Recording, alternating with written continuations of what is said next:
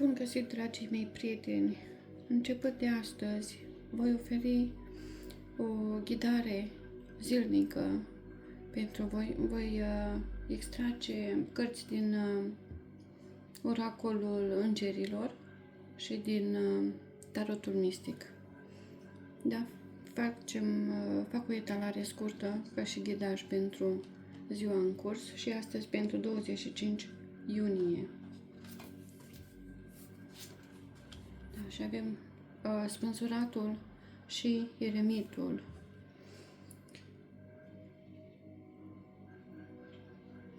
Spânzuratul vorbește despre renunțare, da? Despre o schimbare de perspectivă.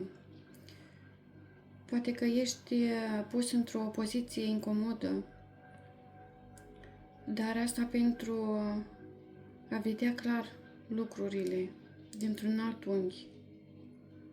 Dar poate indica și un sacrificiu voluntar sau o perioadă de așteptare în care acțiunea nu este cea mai bună soluție, dar este despre a te preda situației și a avea încredere că o nouă înțelegere va apărea.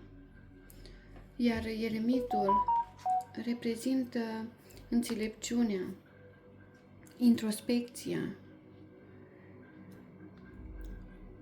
căutarea ghidării interioare, da? El se retrage din lume, luminându-și calea cu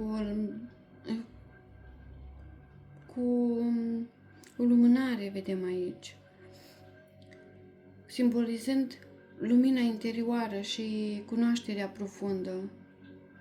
Dar eremitul te încurajează să petreci un timp singur, să meditezi și să te conectezi cu vocea ta interioară.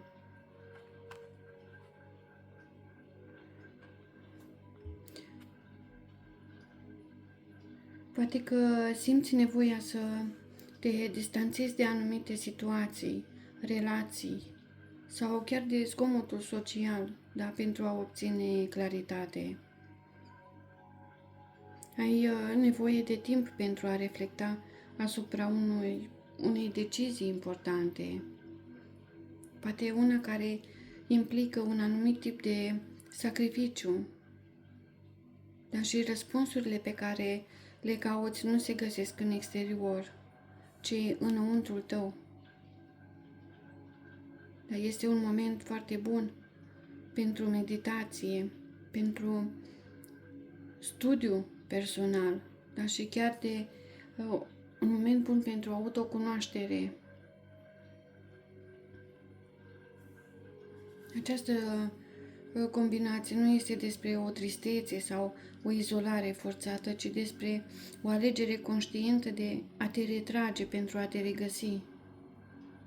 Dar renunță la așteptări, adoptă o nouă perspectivă, caută adevărul în singurătate.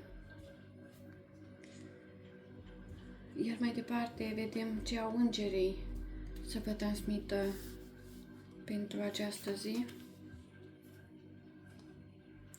Și avem legea atracției.